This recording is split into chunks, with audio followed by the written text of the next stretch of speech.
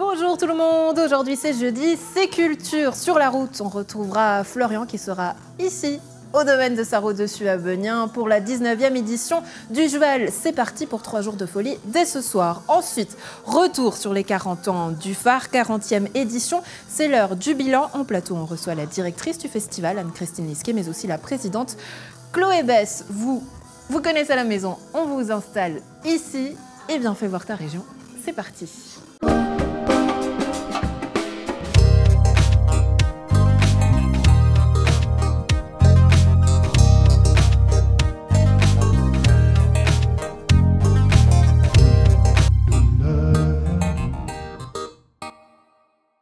Première édition culture de la saison, moi ça me met en joie, j'espère que vous aussi. Florian, ça y est, est-ce que tu es bien arrivé à Sarraud-Dessus, au Cheval, tu y es? Qu'est-ce que tu vois, Andrea? Tu vois cette magnifique vue qui fait tout le sel du festival. Et je suis avec Nicolas Jones, qui est le président du Cheval. Salut. Alors, le Cheval, ça y est, c'est parti. 19e édition. Dans quel état d'esprit vous êtes ici? On est toujours nerveux le moment du lancement, mais en fait, le montage s'est hyper bien passé. On est un grand remerciement d'ailleurs à tous les bénévoles. Je crois qu'on est prêt. On est déjà en train de faire les petites finitions.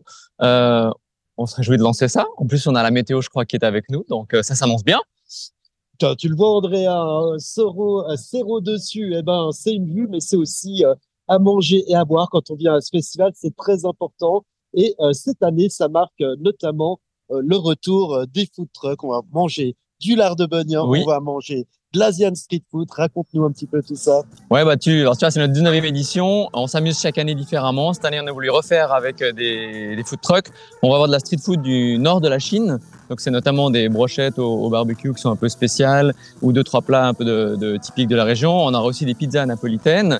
Et puis, tu l'as un peu mis en introduction. Autour de ça, on va retrouver les pâtisseries qui sont faites maison par nos bénévoles. On va évidemment avoir les raclettes, on va avoir le lard de Beugnin. Voilà, donc c'est un mélange, on garde certains classiques, mais on voyage en même temps. Nicolas, on dit que le rock est mort, mais le cheval, pourtant l'ADN, c'est le rock. Pour preuve, le logo qui est un pic, un médiator, un bec, on l'appelle comme on veut. Vous gardez cette identité rock. Ouais, l'identité rock, elle est toujours là.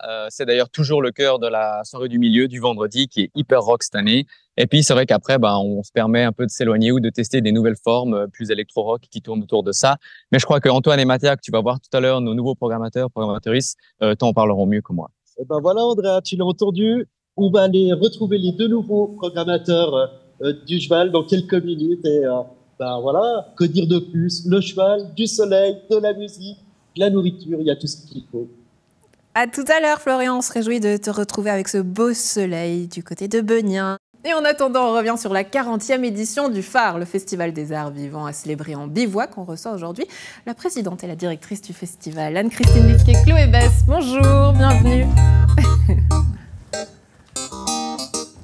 Merci d'être avec nous. Merci. Prenez place sur le fauteuil. Bonjour, Qui vous est dû. Bonjour. On est ravis de vous avoir. Alors ça y est, vous avez pu vous reposer de cette édition de folie? Pas tout à fait, mais ça va venir là. Le week-end arrive bientôt. Ouais, une édition forte en émotion, en couleurs. Toute la ville a bougé et a vibré. Et pas que, puisque le phare s'exporte aussi, fait venir des gens dans son public. Une édition réussie, 40e, parce que c'est un anniversaire aussi, mais les chiffres sont en hausse. Vous vous dites plus sereine. Oui, on est très contents. Voilà, les chiffres sont effectivement un peu en hausse, à la fois dans les salles et pour les événements gratuits dans la cour des marchandises et aussi ailleurs, en extérieur, dans le festival. Donc voilà, on est très contents que la ligne qu'on a commencée depuis 2022 fonctionne et intéresse les personnes. Puis il y a aussi plein de personnes qui sont venues pour la première fois. Donc voilà, on est contente de ça. Oui, Paris réussit parce que quand on fait un 40e anniversaire, on a forcément envie de marquer le coup. L'année dernière, c'était la première édition que vous programmiez entièrement. Donc du coup, j'imagine que vous aviez un petit peu de pression parce qu'il y avait l'anniversaire à célébrer, à programmer, mais aussi remettre ce niveau que vous aviez placé déjà très haut l'année dernière et refaire tout ça. Effectivement, pression, on a toujours envie de réussir. Donc voilà, avec l'équipe, on avance en œuvre pour que... ça soit à la hauteur, effectivement, peut-être des attentes ou de nos envies aussi. Puis, on était bien soutenus aussi par la ville, le canton, la région pour célébrer spécifiquement les 40 ans. Et donc voilà, on est heureuse de comment ça s'est passé. Ouais, on est heureuse. Et puis là, il n'y a plus honte à le dire, hein. C'est un festival qui est carrément aujourd'hui maintenu que par des femmes. Voilà, c'est pour ça que j'ai dit ça, exactement. Enfin, dans l'équipe permanente, il n'y a que les femmes. Après, on est bien aidés par des femmes et des hommes pour l'édition du festival. Chloé Besse, quelle patte a apporté Anne-Christine Lisquet à ce festival? Quel regard vous portez? Parce que c'est un festival qu'on connaît dans la région, hein, 40 ans, ça fait un moment qu'il existe. Mais qu'est-ce qu'elle a su apporter avec son équipe? Ah, question pertinente et intéressante. Qu'est-ce qu'elle a apporté? Je crois beaucoup de douceur, de sensibilité, un regard ultra pertinent aussi sur ce qu'elle programme, beaucoup de cohérence. Et puis, vous l'avez soulevé aussi, de la nouveauté par rapport à tout l'aspect plus festif dans le festival en y intégrant des concerts, les concerts gratuits, la festivité lors des week-ends. Et puis une attention très particulière et très judicieuse et très appréciée par rapport à la participation et l'ancrage à Nyon. C'était aussi quelque chose qu'on avait envie au niveau du conseil de fondation, mais qui a été très envie de la part de la direction et d'Anne-Christine de s'ancrer à Nyon, de faire venir les Nyonnaises et les Nyonnais. Et voilà, je crois que ça a été c'est quelque chose qui fonctionne. Puis on a vu cette année, notamment avec le spectacle qui s'appelle Kermesse, qui a été intégré dans le quartier de la Levrate, où il y avait 600 personnes, il y avait tout le quartier qui était mobilisé. Voilà, ce genre de projet qu'elle mène, qui fonctionne. Oui, on va revenir sur cette programmation, notamment en images, d'ici quelques instants. Mais vous parliez tout à l'heure de gratuité. Pourtant, quand on fait un festival, c'est un coût, Chloé Besse. Déjà, le budget de fonctionnement du festival, est-ce qu'on est toujours environ à 1 million ? On est, tu me corriges Anne-Christine, mais je crois qu'on est toujours à peu près à 1 million. Évidemment, il y a du soutien des pouvoirs publics. Il y a aussi tout un grand travail de recherche de fonds. Oui, la gratuité a un prix. Après, cette année, c'était une édition des 40 ans. C'était aussi une volonté de faire un certain nombre de représentations gratuites parce que 40 ans, parce que faire venir les Nyonnaises et les Nyonnais, etc., etc. Et puis voilà, dans un souci de démocratisation de la culture, de rendre accessibles les prestations, etc. Ouais, après, parce que c'est important de soulever, parce que c'est vrai, quand on dit gratuit, les gens ont peut-être notion que voilà, c'est gratuit, mais il y a du travail derrière, il y a des artistes. 1 million, ça suffit, Chloé Besse? Ça suffit, on est toujours à flux tendu quand il faut boucler les comptes. Voilà, c'est pas du tout de l'argent où on se dit... on peut faire tout ce qu'on veut avec 1 million. Non, on regarde bien, ouais, voilà. Exactement. On va bien un peu estimer. C'est plutôt du flux tendu. Possible. Voilà. Ouais. À Nyon, quand on parle de 1 million, je me permets encore un petit peu d'insister là-dessus, par rapport, et on regarde des autres festivals, on est plutôt en haut du panier ou en bas? Je pense que c'est un gros festival quand même, le phare, c'est 10 jours de festival, on a des salariés, des professionnels qui sont permanents, et puis je tiens aussi à soulever, et c'est quelque chose qu'on a vraiment à cœur, et le conseil de direction qu'on a maintenant, et aussi Anne-Christine, c'est par rapport au salaire qu'on a vis-à-vis des artistes, et c'est quelque chose qu'on a instauré aussi avec toi, de surveiller de combien on rémunère les artistes, etc. Et quand vous parlez de gratuité, il y a peut-être combien le public, ok, gratuité pour eux, mais nous, par rapport après à ce qu'on paye les professionnels et qui sont dans nos bureaux, mais aussi après les artistes qui sont derrière, et tout ça, évidemment, a un coût, et ça coûte cher, et si on le respecte par rapport aux conventions collectives, et combien on paye les artistes, tout ça, ça a un coût, et si on le respecte, oui, ça coûte cher. Ouais, donc on serait plutôt dans le haut du panier? J'ai pas de comparaison, j'ai pas en tête les budgets, Paléo, c'est pas comparable, mais Puis après, c'est d'autres fonctionnements, j'ai l'impression. Il n'y a pas tellement de festivals d'art vivant avec des artistes vivants qui viennent. Vision du réel, je pense que le budget est nettement plus élevé, mais après, c'est une c'est le milieu du cinéma, donc c'est pas forcément comparable. Donc, je pense qu'on est dans les clous et dans la norme par rapport à ce qu'on offre. Oui, par rapport à d'autres festivals un peu plus loin, le Belloir ou un festival à Berne aussi de théâtre similaire, on est en tout cas dans les mêmes budgets, plus ou moins, oui. Très bien. C'est vrai que le phare a sa réelle identité, sa réelle ADN.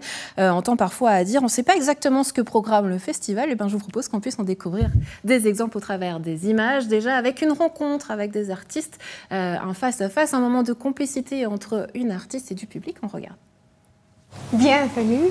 Merci. Sur l'atelier de refuge. Ça, c'est mon atelier nomadique. On construit quelque chose, une petite maquette. Et d'après, je te demande si tu veux l'ajouter aux collections. Ici, il y a le shelter atelier, l'atelier de refuge. Tu construis de petites miniatures en maquette qui sont de représentation ou de translation, un lieu de refuge personnel. Et je le construis une à une avec quelqu'un. Lequel tu veux choisir? Pour construire mon refuge, Oui. peut-être le livre. Le livre est le plus important en ce moment pour toi? Oui. Pour moi, le vrai travail, c'est la découverte qu'on a et que la personne a dans la rencontre. Tu peux t'imaginer que nous sommes petits comme ça. Où tu veux aller, où tu veux t'asseoir, tu veux être lying down, ou bien comment on doit faire ça. Ouais, plutôt comme ça. Le joli truc avec des miniatures, c'est que si on ne place pas une figure dedans, c'est nous qui le voient. On peut nous imaginer, projecter nous-mêmes dedans. C'est presque un peu le matériau qui t'appelle. Oui, c'est ça. Ouais. C'est ça que je veux dire. C'est Donc, ça qui était assez marrant. Quand j'ai choisi la coquille, je me suis dit, je suis allée naturellement vers la coquille, en fait. Oui. Oui, et ça, c'est très magique. Oui. Qu'est-ce que je trouve très beau, c'est que nous tous, nous travaillons pour la collection. Et la collection, c'est une collection d'espaces personnels où tu peux aller, tu peux faire ça, tu peux faire ça, tu peux faire ça. Et nous tous, on est en service de cette collection de propositions. Et c'est ça que je trouve très beau. Ah, waouh. Waouh, oui, On a c'est bien. réussi. Maintenant, on l'accroche. Ça donne envie de repartir avec, mais bon. Il faut quand même Peut-être- que l'exposition grandisse. Oui, c'est ça. Ouais. Ou bien après le festival, si tu veux, si tu veux. Oui, parfois. Ouais. Non, elle sera très bien dans l'exposition. Oui, hein. Voilà, un très joli moment de complicité, des rencontres, des échanges, des spectacles, du théâtre. Selon vous, c'était quoi les temps forts de ce 40e anniversaire? Difficile de dire. Toujours. Mais je dirais l'expo photo était vraiment très chouette, qui retraçait un peu. C'était une exposition des 40 ans qui retraçait donc 40 ans de festival dans l'espace public. Puis on était assez contente de comment c'était finalement montré, comment ça a pu rendre visible aussi et faire des souvenirs du phare. La danse a très bien marché pour cette édition. C'est vrai qu'il y a eu beaucoup de spectacles de danse. Bon, il n'y en a jamais assez, d'accord, mais là, ce qui était assez joli à voir, c'était que même le public a pu danser dans la ville. Chloé Belge, je crois que vous êtes prêtée au jeu. C'était un moment assez chouette à part ça. C'était avec deux comédiennes, Aphrodite et Vénus. On avait des casques audio, un peu comme dans les silent parties, avec une musique qui était assez entraînante comme ça. Elles avaient un petit micro pour nous donner les indications pour aller danser dans Nyon. Et on était une équipe, je crois qu'on était, je ne sais plus... Une trentaine de personnes. Une trentaine de personnes, ouais. Et tout un circuit dans Nyon. Alors autant vous dire que d'habitude, danser comme ça au milieu de la rue, on n'a pas trop l'habitude et on est plutôt gênés. Mais là, entre... menée par ces deux danseuses, l'effet de groupe, du coup, on se prête au jeu. Et il y avait des moments vraiment, vraiment chouettes quand on arrive sur l'esplanade du château, où c'était noir de touristes, et puis que du coup, on était les 30 à danser. Par après, on se dit « Ah, waouh, j'ai fait ça, c'est ultra gênant. » Mais en fait, c'était hyper chouette. Mais j'ai osé On danser. s'est fait prendre au jeu, quoi. Ouais. Ouais, exactement. Il y a d'autres images qu'on va voir, c'est notamment cette structure en vol avec ces oiseaux, ces post-it qui étaient collés un peu partout en ville. C'était très joli à voir aussi. Les gens qui se baissaient, qui eux-mêmes prenaient la position parfois d'un oiseau thématique qui était assez fort pour cette édition. Mais pourquoi je vous parle de ça? C'est parce que c'est toujours très dur de définir le phare. Je ne sais pas ce que vous en pensez. Ce festival, comment est-ce qu'on le définit? Avec quel mot est-ce qu'on pourrait le définir? J'ai l'impression qu'il y a toujours beaucoup de surprises. On ne sait jamais trop qu'est-ce qu'on va voir, comment on va se prendre. Comment vous le définissez? Curiosité, peut-être. Curiosité. Comme tu disais, surprise. Danse, théâtre. Il y a eu un grand spectacle de cirque aussi, justement, à la Levrate, comme disait Chloé, je crois, au début. Enfin, voilà, avec la fête de la kermesse de la Levrate, avec 12 circassiennes à la fois nyonnais et puis aussi de Londres, Marseille, Paris, qui sont venues présenter du cirque à la Levrate. Donc, c'était aussi une belle surprise. Puis, ça a vraiment réuni beaucoup de personnes. Il y a à la fois la fête, puis des questions de société, des questions écologiques qui peuvent porter les corps et les esprits. Et puis je parlais moi avec, je sais plus si elle m'a dit directement Ariane Karcher, qui est cofondatrice du Festival du Phare, ou bien je ne sais plus si c'est elle directement ou quelqu'un d'autre, mais c'est quand même une des premières qui est sortie aussi de la boîte noire, hein, entre où il y a le public et puis la scène dans un théâtre, etc. Il y avait des propositions déjà comme hors les ça, murs. Même cette année, il y a des propositions boîte noire, public, scène, etc. Mais que finalement, le Phare, il a eu l'audace d'exploser ses schémas, en fait. Et puis que le théâtre, c'est pas juste la boîte noire, public, scène, hein, mais que ça peut être 1000 autres choses. Les propositions, comme on les appelle, in situ, en plein air, que finalement, un théâtre, ça peut se passer sous un arbre, avec des comédiens qui arrivent depuis la forêt, etc. Ou bien des propositions d'art vivant, comme on voit avec ces oiselles, où finalement le public, c'est lui qui doit faire l'effort de se baisser, de regarder ce qui se passe, ou d'aller danser dans la rue. On ne sait plus qui sont les artistes, hein, si c'est le public ou les comédiennes ou les danseuses, etc. Et que finalement, les codes, ils ne sont pas forcément ceux qu'on connaît et qu'on a intégrés depuis toujours. Sortir de la boîte noire ou même à l'inverse, ramener l'extérieur dans le dedans. Je m'explique en image. Est-ce que vous avez toujours ou pas rêvé d'être un oiseau, Chloé Besse? On ne me l'a jamais posé comme question. Je ne serais pas contre voler, oui, pourquoi pas. De chanter, on ne sait pas. Y ont pensé, justement, elle rêvait d'être un oiseau. Eh bien, ça donne ce spectacle. On était allés les voir lors de la répétition. Regardez.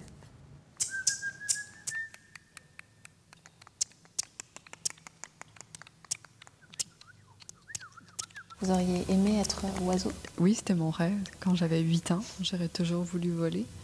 Mais d'ailleurs, c'est quelque chose qu'on retrouve un petit peu dans notre performance. Vous voyez, on a des échelles derrière, mais je ne sais pas, il y a quand même quelque chose dans l'élévation qui peut se rapprocher de l'oiseau. On a commencé à regarder plein de documentaires aussi sur les oiseaux, toutes les couleurs des plumes, les formes des plumes, les danses des oiseaux, les cris des oiseaux, les oiseaux les plus bizarres sur la planète. Donc, il y a tout un monde quand même qui peut s'ouvrir à partir du sujet des oiseaux, qui est assez fascinant, quoi. Je ne sais pas si j'aimerais être oiseau, mais j'aime bien prendre congé de mon état d'humaine. Ça, c'est... voilà.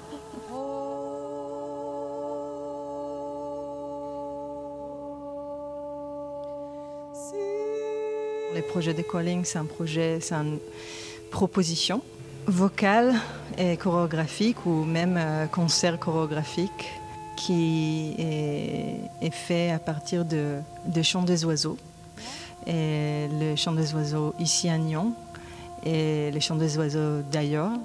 La question, je pense, essentielle de ce projet, c'est de comment on peut apprendre la parole, ou plutôt la langue, qui n'est pas la langue humaine, et comment on peut embriquer là-dedans et trouver un autre mode d'interconnexion. On a passé beaucoup de temps en extérieur dans différents jardins botaniques et on a collecté des chants d'oiseaux, mais avec le postulat de départ qu'on n'est pas des oiseaux, et donc on allait aussi faire cet apprentissage, mais avec nos incertitudes, nos hésitations, nos irrégularités, ou en tout cas notre biologie et notre anatomie humaine. Je ne pensais pas qu'on pouvait être aussi nuancé en abordant un langage qui n'est pas le nôtre. En fait, ça me donne des frissons.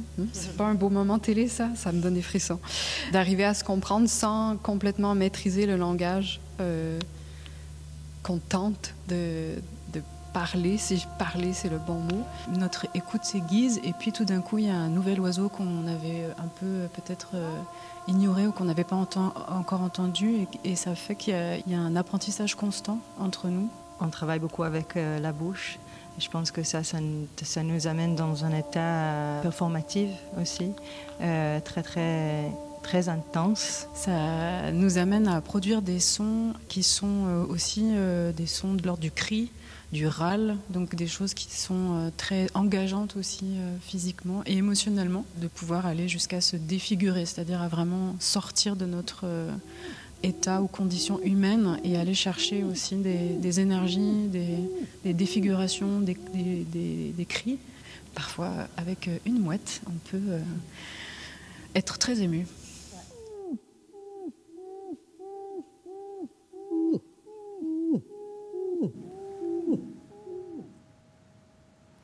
De Calling, et c'était à voir au phare. Justement, on était au spectacle, vous allez pouvoir profiter encore de quelques images.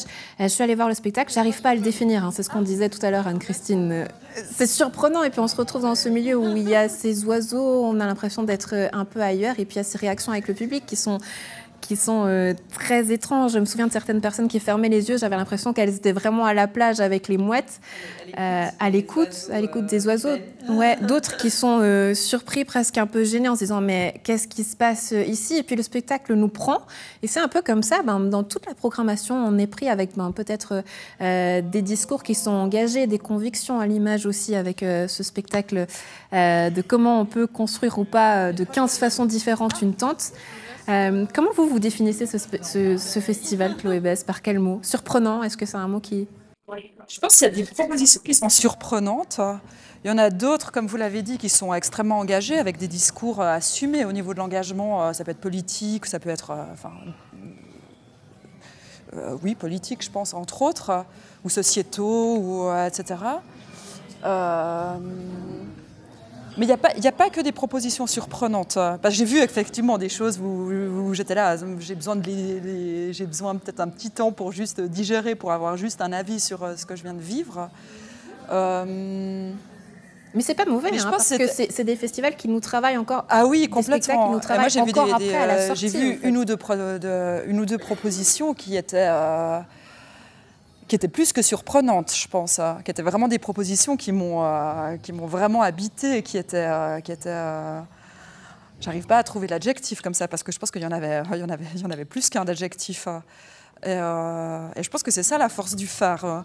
Là, on a vu deux, notamment celui-là de Calling, parce que je pense qu'il n'y a pas de discours forcément politique derrière, ou peut-être qu'on peut en trouver par rapport à la proposition. Et je pense que surprenant, c'est un des adjectifs qu'on peut lui donner, mais il y avait d'autres propositions qui étaient tout autres. Oui, c'est vrai, il y avait je ne sais pas ce que c'est toi qui as programmé. Comment vous avez travaillé du coup pour cette programmation? C'était que des coups de cœur? Il y a des trucs que vous avez découverts aussi au fur et à mesure, des créations qui sont faites. Du coup, comment vous avez basé vos choix? Il y a à la fois des coups de cœur, il y a forcément un peu un œil aussi sur la création romande, si on veut dire, avec des noms peut-être aussi plus connus, Mélissa Gay, Yasmine Le Gonnet, c'est des chorégraphes d'ici qui tournent ailleurs, dans d'autres pays, etc. Donc c'est aussi, ça nous tient aussi à cœur de les amener à Nyon. The Calling, c'était effectivement une création, donc on a découvert le travail final là pendant le festival. Les artistes étaient là en résidence une semaine au mois de mai pour aussi connaître les oiseaux nyonnais et les intégrer dans la création. Puis voilà, il y a quand même plein de retours positifs, notamment sur cette proposition qui a plu par une certaine poésie, je pense, ou voilà, une écoute un peu. Certaines personnes voyaient effectivement aussi beaucoup ces questions écologiques des oiseaux qui disparaissent, donc ça prenait aussi d'autres connotations, mais du coup c'est précieux de pouvoir accompagner les artistes dans leurs réflexions, dans leurs essais, jusqu'à la présentation publique. Oui, cet accompagnement, justement, comment est-ce qu'il va continuer? Parce qu'on sait qu'il vous tient à cœur de continuer tout au long de l'année, pas seulement durant les 10 jours de festival, mais pour la suite aussi.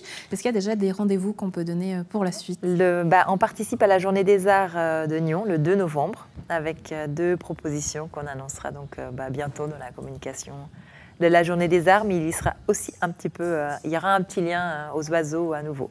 Voilà, cette thématique des oiseaux qui restent et qui prend son envol et qui commence au phare. Anne-Christine Lisquet, Chloé Besse, merci beaucoup d'avoir été avec nous. Encore joyeux anniversaire.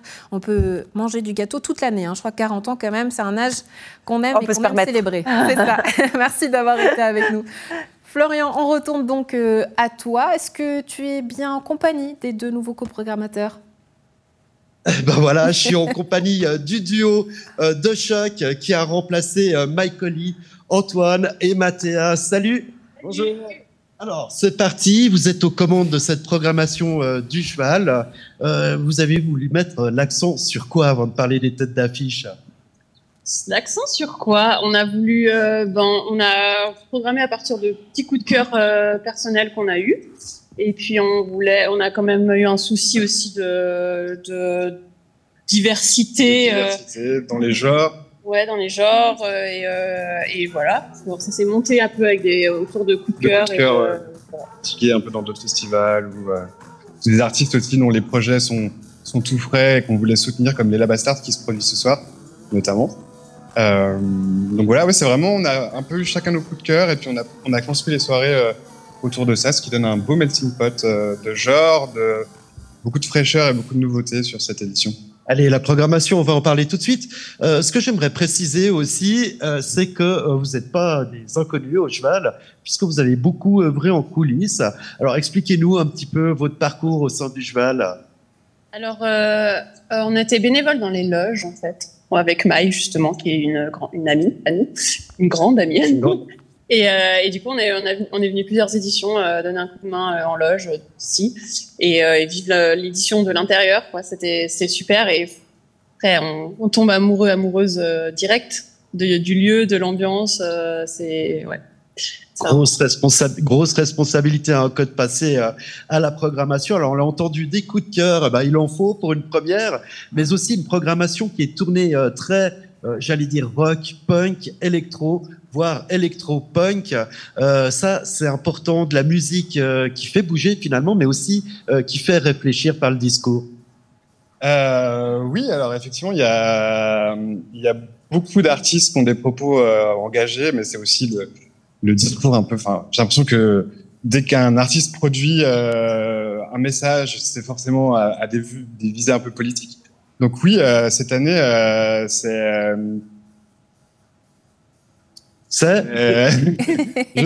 perdu un peu le fil de ma pensée, mais c'est une édition qui. Vas-y, Mathias. Change, tu voulais dire la ligne artistique qu'on a prise un peu. La ligne artistique est toujours un peu la même, c'est-à-dire qu'il y a toujours du rock'n'roll, il y a toujours du punk. C'est effectivement plus vitaminé peut-être avec ces touches d'électro qui sont apportées notamment par le projet de Crème Solaire, qui est un duo fribourgeois et qui est ultra vitaminé sur scène, qui arrive à choper le public dans n'importe quelle situation. Ça va être, avec ce cadre magnifique du cheval, ça va être vraiment un super samedi. Ouais, le samedi est plus électro, ultra pop, peut-être que ce qui a pu se faire. Ça va être très dense. Ouais. Voilà, au final, c'est 9 artistes ici, 12 si on compte les DJ avec quelques belles têtes d'affiches. Qui veut nous en parler? Alors, les DJ, c'est... non, des têtes d'affiches d'abord. Des têtes d'affiches, oui, d'accord. Les têtes d'affiches, ce soir, on commence avec Gwendoline. C'est un groupe breton qui, d'ailleurs, est arrivé hier, est déjà venu faire un petit tour au festival, a bu des verres avec nous à l'apéro staff. C'est un groupe qui est en train de monter pas mal. Et on a pas mal d'intérêt, notamment des médias, quant à leur venue ici. Demain, je te laisse la parole. Demain, on a les Psychotic Monks, qui sont vraiment... il y a un article d'ailleurs de Libération qui est paru il n'y a pas si longtemps que ça, qui disait qu'à Saint-Vincent, c'était un des plus grands groupes français de rock. Donc plutôt sur du noise rock. Voilà, ça va être aussi toute une aventure. Et on clôture le festival le samedi avec Saint Graal. Donc là, on est plutôt sur une pop enjouée, bonne vibes, avec quelques petites surprises pendant le show. Ouais, j'ai aussi repéré une artiste qui ressemble un peu à une Angèle, un petit peu en plus métal, on va dire un petit peu plus punk. Oui, c'est un gros coup de cœur en tout cas pour moi et pour Mathias aussi. C'est vraiment ce style hyper pop qui commence à prendre beaucoup dans le paysage musical. Ça va être, c'est vraiment entre de la techno, du punk. Ça va être aussi Enfin, moi, je me réjouis de faire découvrir ce projet au public. Pareil. Et voilà. Vous voulez découvrir une prog qui en jette avec donc de l'électro, du pop, enfin, en fait toutes les tendances actuelles. Bah, vous venez ici au Jval et Andrea, c'est facile pour y arriver. Il suffit de marquer Jval dans ton GPS, tu verras. C'est même toi qui m'as soufflé l'astuce. On y est, on est ici et je crois que je vais rester l'après-midi parce qu'effectivement, à 0 dessus, il fait bon vivre. Oh, comme je te comprends, Florian. Mais on va même donner une autre astuce. Il y a des bus qui partent depuis Gland et même Nyon pour monter directement au festival. Bonne journée à toi, Florian. Merci beaucoup. Je ne sais pas ce que vous en pensez, mais ça donne plutôt envie d'y aller aujourd'hui, à l'heure où on parle beaucoup de rap. Un festival qui maintient du rock, on dit peut-être mort. Et ben voilà, le Jval qui tient sa promesse avec du rock et de l'électro. À voir donc du 22 au 24 août. D'autres dates, c'est avec nos bons plans. C'est parti.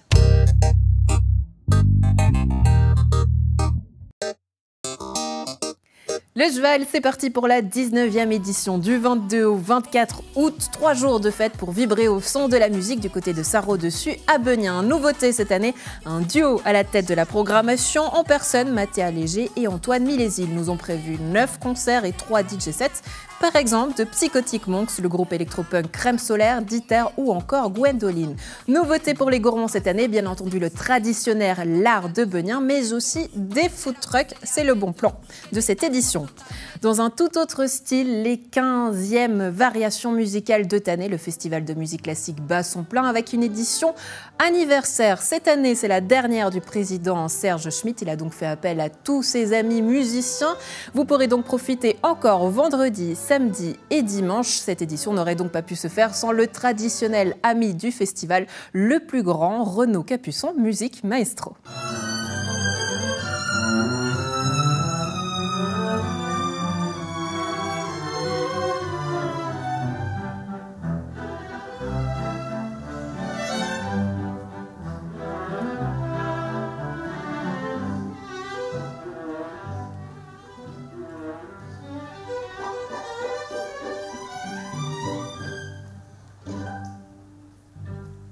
Ah, c'est beau, on ne s'en lasse pas. À Nyon, une toute autre ambiance avec les Top Modestes qui reviennent pour leur spectacle annuel. Nouveauté cette année, le spectacle se fera évidemment sans Ariane Karcher, mais je suis sûre qu'elle sera dans le public pour soutenir ces tops, puisque c'est elle qui a fondé la troupe.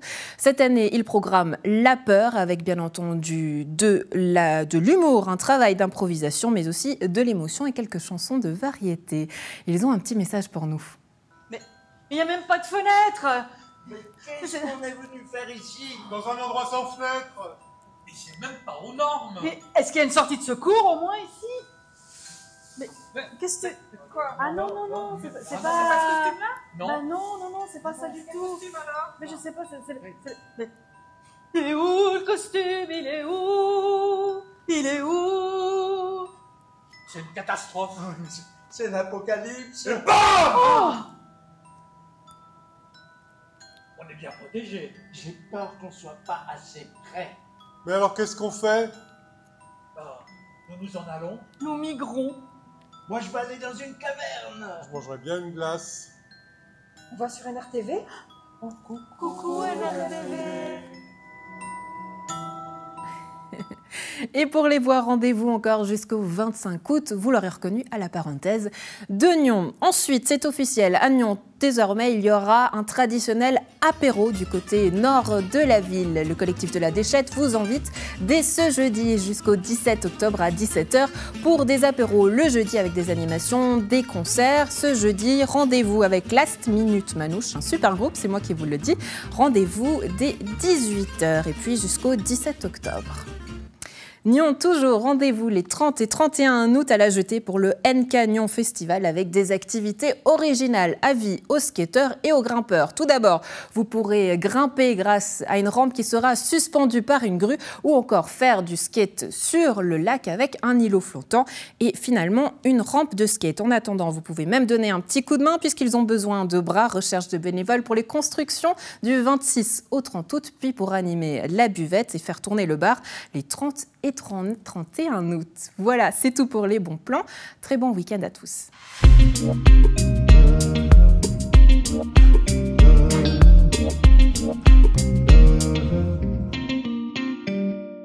C'est l'heure du récap pour cette rentrée. On était très heureux de vous retrouver. C'était la rentrée pour les élèves, pour NRTV aussi. Et du coup, FC Politique s'est consacré à l'éducation, en donnant la parole à Frédéric Borloo, conseiller d'État. Quels sont les enjeux?